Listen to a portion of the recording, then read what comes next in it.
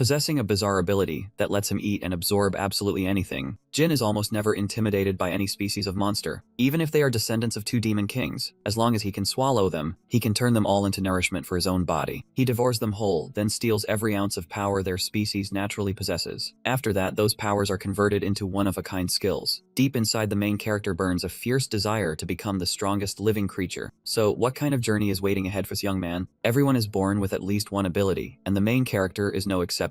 He can freely eat anything he wants. With this strange ability, he tried every method he could think of. In the end, the main character succeeded, and thanks to that, he became a notorious poacher in Africa. While he was cleaning his gun, Panic called him with a new assignment. General Lightning wanted to capture Godzilla alive. Panic was originally the main character's partner. He had been ordered to act as the middleman between Julio Aventura and the Vietnamese General Lightning. Hearing that, Jin immediately wondered whether the general wanted Godzilla's entire body, but Panic replied that he only needed their heads and hands. The minimum number had to be at least 2. Hearing that, Jin understood the plan. General Lightning wanted to use Zilla heads as decorations and their hands as ashtrays. That meant Jin had to take down at least 2 of them to gather enough heads. After thinking it over, the main character agreed that the 2 of them would set out the next day. When Panic heard that, he accepted with a smile full of hidden meaning. Then he quickly said goodbye to Jin. Hunting Godzilla was not simple at all, because aside from Jin, countless other forces were also targeting them. From outlaw hunters making money off the rich to armed anti-poaching units, these people were completely different from amateur, unprofessional hunters. They were armed to the teeth with all kinds of weapons. If Jin ran into them, running was the smartest move. While traveling with Panic, Jin suddenly realized that something about him felt off. Just as the main character was about to question him, Panic immediately raised his voice and cut him off, even speaking Korean instead of his usual English. Jin became extremely suspicious. At this point, Panic no longer bothered to hide it. The time had come. He pulled out a pair of handcuffs while explaining everything to Jin.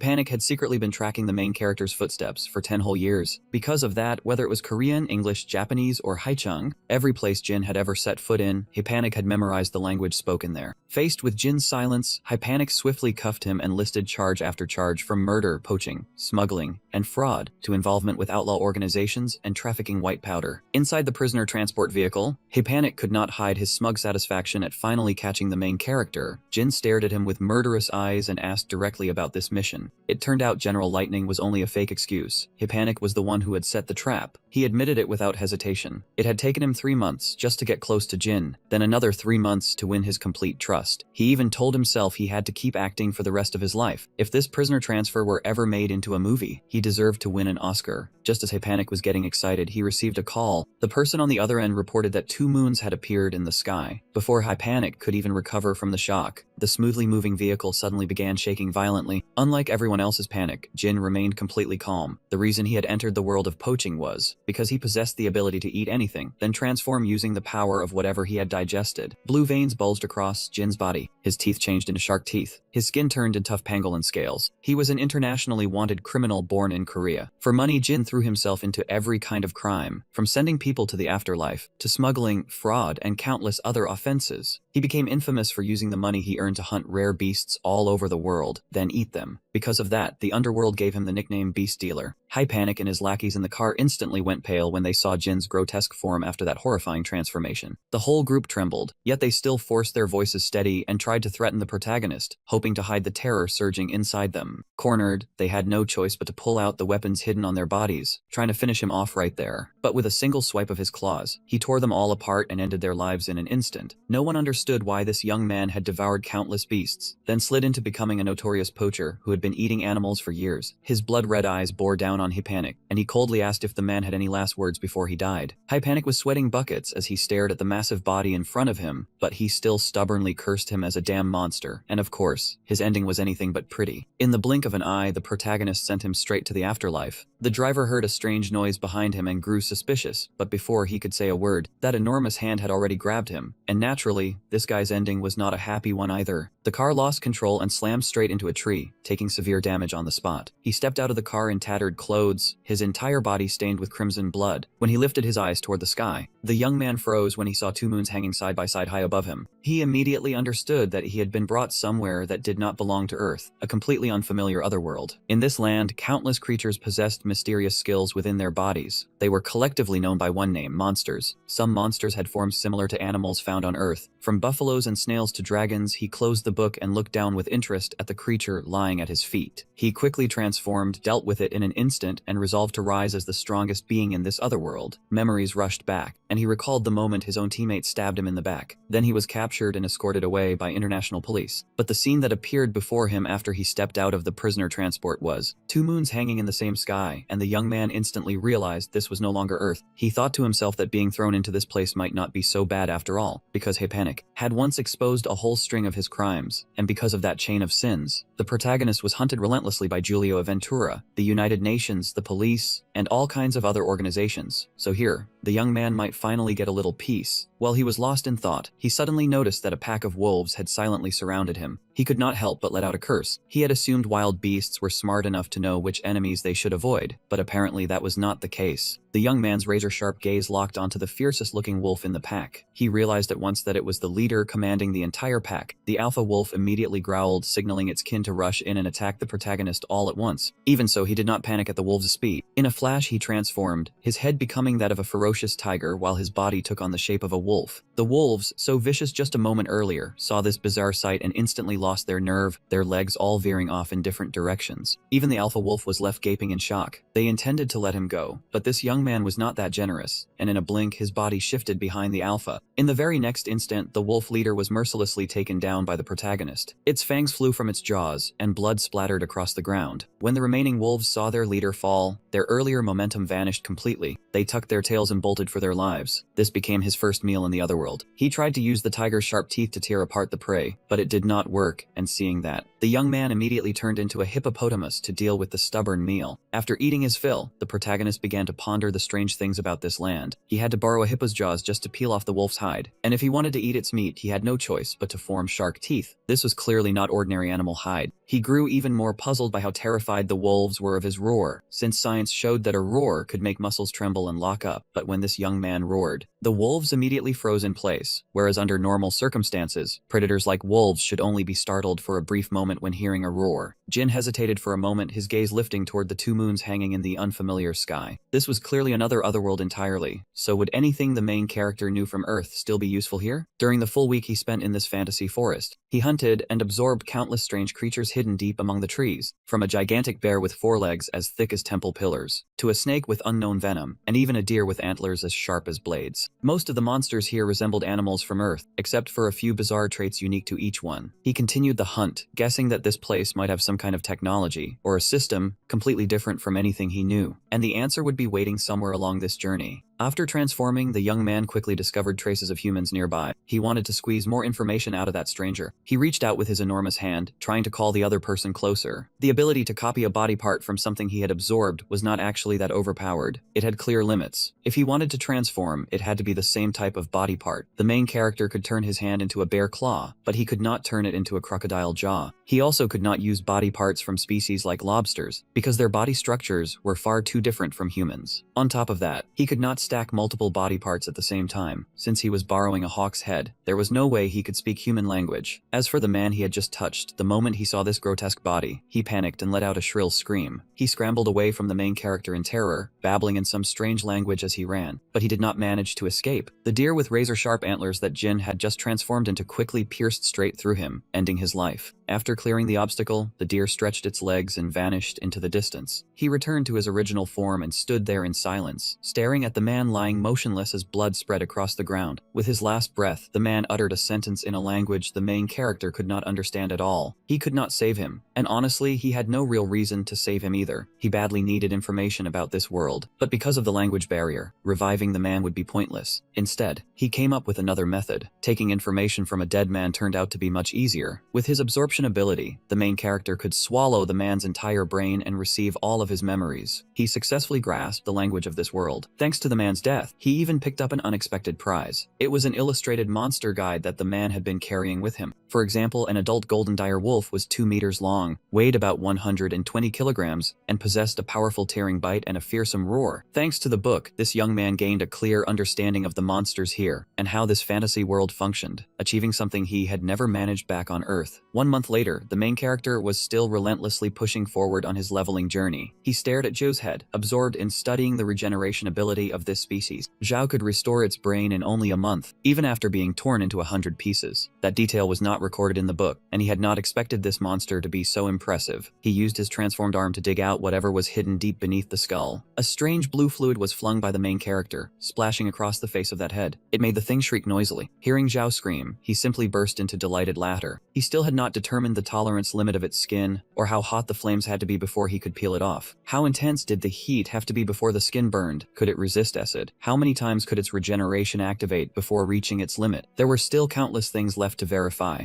The main character closed the book, stood before Zhou's head, and immediately thought of a brand new experiment. In the northern part of Great Tree Forest, where the Akana tribe lived, a self-proclaimed warrior came to meet the chief, and he reported the mission he had been given. The goddess had proclaimed that a monster had appeared in Great Tree Forest. It devoured anything it touched, absorbed their skills, and used them with terrifying mastery. This was truly a monster on a catastrophic scale. In Great Tree Forest, which was originally the territory of the Zhou tribe, several Zhou were now searching through the deep woods with weapons in hand. As they moved forward, they suddenly discovered fresh human footprints on the ground. They immediately realized their companions had passed through here. Maybe they had already gone ahead to hunt those humans. The moment they thought of the taste of human flesh, they could not hold back their craving. They licked their lips and muttered, wondering where the others had run off to. But in the very next second, one of them angrily slammed his hammer into the ground, furious that his companions had dared to secretly hog the rich prize of human meat for themselves. He immediately ordered his underlings to track them down before they could devour everything and leave nothing but bare bones. The buffalo only knew how to obey orders, so they split up and spread out everywhere, searching for any trace of that young man. Meanwhile, in a hidden corner, another unlucky buffalo, who should have been the hunter, was now being choked by a monster and was about to become a meal. Just as it was about to bite down on the buffalo's head, the monster suddenly froze in alarm after sensing something off. It turned out to be a giant wolf. The giant wolf's eyes gleamed with hunger. Drooling, it muttered that it had been planning to head out and hunt for more test subjects, only for these idiots to deliver themselves right to its door. As it turned out, the buffalo that had been searching earlier had already followed the scent to the cave entrance. One of them kept sniffing hard, then reported to the boss that it had picked up something. It insisted that the smell of human flesh was drifting out from inside this cave, but another one looked uneasy, feeling that something about the whole situation was wrong. The boss did not care in the slightest. Its head was filled only with the thought that those bastards were trying to play tricks and keep the juicy human meat for themselves. Only after a while did the underling realize what was wrong. This was the scent of buffalo blood, not human blood at all. After saying that, it completely froze for a full 5 seconds. Watching its idiot boss charge straight into the cave without realizing a vicious wolf was lying in wait, the underling panicked and shouted a warning to him. It trembled as it gripped the wooden club in its hands. Every inch of its defensive stance pulled tight. Before it could even strike, it took a heaven-splitting punch from the giant wolf, sending it straight to meet its ancestors. The monster muttered to itself that buffalo muscles combined with a bear's massive claws were definitely worth testing. This combination was honestly not bad, it thought with real interest. It grumbled in regret after accidentally punching the buffalo flat. It should have kept it as a test subject, but had ended up killing it by mistake. The underling behind it stammered the name of its unlucky boss, but there was no answer. Then it forced itself to shout, loudly cursing the monster in front of it. Its boss's example was still right there in front of it, yet the guy still stupidly charged in, trying to avenge him. But before the wooden mace could even swing, it was snapped in two, and its arm was crushed along with it. The buffalo had no time to understand what had happened. It only saw the monster open its jaws wide, exposing razor-sharp fangs, about to swallow it whole. That was Venom Fang, a vicious long-range attack. The most effective way to shut down the buffalo's insanely powerful regeneration was to paralyze them completely. The effect hit instantly. The underling could no longer move a single muscle. 1 second later, it collapsed to the ground as its life vanished. The last buffalo standing behind it witnessed everything and could only shake violently in absolute terror. In its fear, it glanced to the side and saw its boss. The boss gathered the last bit of strength it had left and shouted one final sentence. The boss urged it to run, to get as far away from this place as possible. But at that moment, the guy could only tremble before the monster's overwhelmingly absolute power. Of course, the monster had never planned to spare the buffalo. It gave a savage grin and said that it should go down and join its buddies, so they would not be lonely. And just like that, the only things left echoing through the space were the buffalo's shrill scream and fresh blood spraying across the cave floor. Now we know that the wolf-shaped monster is Jin. He told himself that over the past few months, he had carried out quite a few experiments to add material to the book, and those experiments were the torture of these buffalo. Inside the book was a concept that was completely new to the main character, and that was skills. At first, he thought it was some kind of guidebook for a video game, because skills were usually something you only saw in virtual worlds. Even so, the creatures here that he had eaten before could all use abilities similar to skills. For example, one wolf could fire sound waves, while one bear possessed terrifying strength strong enough to hurl an entire boulder. He confirmed that skills truly existed, and also drew several important conclusions from his experiments. First, skills had no effect on creatures that did not possess skills to begin with. For example, even though the purple serpents here used their venom skill to paralyze prey, the result was completely different when he deliberately let one bite his arm. All he was left with was a scar from the bite marks. He was not poisoned in the slightest. Second, attacks that did not carry skills still worked on opponents with skills. After he tested a large bear with both the venom skill and ordinary fangs, both successfully poisoned and paralyzed the bear. The reason the Vajra wolves, despite possessing resistance to negative effects, still trembled in fear before the main character's roar was probably because it was the roar of a tiger, a creature that did not belong to this otherworld. In other words, because he came from Earth, he was completely immune to all their skills, while his own attacks could still smash down on them with full force. Thanks to that trait, he could absolutely rise up and become the apex predator at the top of this fantasy world's food chain. At the current point in time, Earth had already been completely dominated by humanity. No matter how many more creatures he consumed, there was no way he could defeat the human race. The reason was that human technology and modern weapons had already surpassed the limits of every living creature on the planet. But in this other world, things were completely different. The humans here were no different from weak prey before countless powerful, primal monsters. And the advanced technology that once allowed humans to overpower every other species did not exist here at all. In this place, ever since he was young, he had carried the dream of becoming a true tyrant predator. And to make that dream a reality, all he needed to do was eat the creatures here, especially the buffalo with their limitless regeneration. Gifted with a razor-sharp mind and unmatched power, this monster can spew flames so hot they melt anything in their path. Even solid steel armor means nothing before the creature in front of them. This is a true dragon. Then, a strange creature appears on the ground, looking like a talking slime. It blurts out in shock, "What is that thing, an actual dragon?" Seeing the dragon spread its wings across the sky, it cheers with delight. This really is a fantasy world, just like the anime I used to watch. The slime breaks into a smug grin. Who would have thought he would reincarnate as a slime with the power to devour and absorb anything? He decides that he is the true ruler of this land, then laughs loudly and declares, "I was born to become the strongest. This is heaven's will." After that, he wonders whether this thing can actually work. The moment he tries to open his skill status page, a notification panel appears right in front of him. The system panel clearly lists his stats. Level 1, Stamina 1, Strength 1, Speed 1, Intelligence 0, along with a note that says, "Use your soul to consume anything and make it yours, slime skill." He marvels that it is exactly like anime, then turns and spots a small snake nearby. So the slime immediately transforms, spreading his body wide like a giant net. A second later, he has already trapped the snake inside his own body. The unlucky snake is slowly digested by the slime bit by bit. After eating his fill, he lets out a deeply satisfied burp, proving the meal was truly delicious. The system instantly displays a notification. Consumption successful. Speed increased by 1. Paralytic venom skill now available. Your soul has decreased due to the use of a real skill. After reading it, the slime wonders why his soul has decreased, but he does not care much and figures he will just go with it for now. He is sure he will find a way to restore his soul later. With the conviction that he is the protagonist here, he immediately activates the skill. Now that he can use real skills, he goes on to eat a few more animals. After leaving behind nothing but piles of bones and moving on, he thinks the reason he was once discriminated against and forced to struggle was because he got stuck with useless parents. It was all their fault. A slime with power equal to a monster will slowly become a true monster. He will gradually burn through his soul to grow stronger, only to destroy himself in the end. The goddess of Elmoth chose him, not as a protagonist, but as a disposable tool. On the continent of Elmoth, under the protection of the goddess, there is a warrior chosen by her, one who follows sacred principles and protects humanity. The more danger humanity faces, the stronger that warrior becomes. But even I, that very warrior, could not stop the devastation caused by that monster. That monster brought disaster to the entire world with its terrifying power, and because of it, I suffered a horrific death. But when I opened my eyes once more, I had gone back in time, returning to the person I was 10 years ago. This is the final chance the goddess has given me. This time I must stop that monster at any cost. Those are the warrior's inner thoughts, though there is one small detail he has adjusted. The goddess had prophesied it that way. The moment he finishes speaking, a sharp pain shoots through his body. The warrior wonders if it is because he just lied, and if this is the punishment for breaking the principles. But if he told the truth and said he came from the future, no one would believe him. As it turns out, the warrior is telling this story to a snail. Not fully understanding, it asks a prophecy. Can you explain this prophecy in more detail? Without hesitation, he replies, of course, Elder. He continues explaining. A monster that devours flesh and absorbs skills will appear in this great tree forest. I came here to stop him from causing disaster in the future. After hearing that, the snail elder replies, if your prophecy is true, then this is truly serious. The warrior is briefly confused, not understanding why it is so serious. The snail says that over the past 2 months, it has not seen a single Chaw beast in the area. It is very possible the monster has set its sights directly on the Chaw beast's special regeneration ability. You should also be wary of Chaw regeneration. Powerful regeneration and destruction are the 2 special skills of the Chaw beasts. After hearing this, the warrior immediately understands the problem. In other words, if I follow the trail of the Chaw beasts now, there is a good chance I can track down that monster's lair. He clenches his hand into a fist with fierce determination. This time, I will not let you run wild again. Meanwhile, Jin is studying his skill book. After finishing the section, he closes the book and tells himself that this much information should be enough. Those creatures all died during the experimentation process. Around Jin lie nothing but the corpses of Chaw beasts, yet behind him one Chaw beast is still barely clinging to life. At this moment, it feels that living like this is too painful, so it begs Jin to finish it off already. He agrees to grant its wish, holding a torch in his hand as he answers. I will send you off peacefully, Jin says in a gentle voice. One last word. Even though we have been together all this time, I have to find something newer in order to continue. For the next experiment, I will let you die exactly as you wish. Seeing that its wish is finally about to be granted, the Chaw beast feels a bit happy and thinks at last the moment has come, then squeezes its eyes shut. It waits with its eyes closed, ready to pass on, but nothing happens for a long time. When it opens its eyes, it sees Jin still absorbed in reading his book. There is information stating that boiled Chaw blood can restore mana, which means right now, I do not need to dispose of this one just yet. Hearing that, the Chaw beast bursts into tears of pain and pleads in disappointment. Please Jin, just kill it quickly. But he pays no attention at all and simply keeps reading his book. The page is filled with detailed information. Name, Great Tree Forest Lizard Man. Height, approximately 180 centimeters. Weight, approximately 85 kilograms. Skills include venom spit, underwater breathing, swift swimming, and physical damage reduction. Lizardmen live independently in the forest. They are not monsters, but a humanoid race. They are extremely hostile to outsiders and will capture and kill anyone who dares to intrude. An illustration is drawn right above the entry. After reading it, Jin mutters that lizardmen really are creatures that seem like a hybrid between mammals and reptiles. Then the main character curled his lips into a sinister smile, wondering if all this loot would actually be useful. The scene shifts to a swamp deep inside the Great Tree Forest, where the lizard folk are standing guard, each one gripping a long spear in hand. Not a single one of them notices anything unusual. When they spot a shadow in the distance, they assume it is a stray buffalo. Lately, that species has been mysteriously vanishing, and no one knows where they've gone. Just as one of them is about to charge over and punish the buffalo for daring to set foot in their territory, another lizard folk is suddenly blasted backward. Before they can even process what is happening, the lizard folk is already being squeezed tight. The beastly form, with its grotesquely deformed head, has clamped down on him completely. The monster opens its mouth wide, preparing to swallow the unlucky lizard folk whole. Just like that, the lizard folk is gulped straight into the monster's belly, without even getting the chance to leave a final word. Another one witnesses the horrifying scene and screams in panic, "What the hell are you, you damn monster?" Deep down, the lizard folk tells himself that his natural pride has already been swallowed by fear. He still does not know what this thing is, but if they let it live, their entire race will fall into danger. The moment that thought crosses his mind, he drives his spear straight into the monster's body, but the chunk of flesh gouged out of the monster's shoulder quickly seals itself back up, as if nothing ever happened. The lizard folk is utterly stunned by the monster's extraordinary regeneration. Only slimes are supposed to possess a bizarre skill like that. And then, in the very next instant, the monster spits a blast of venom straight into the lizard folk's eyes. His eyes are damaged horrifically, and now he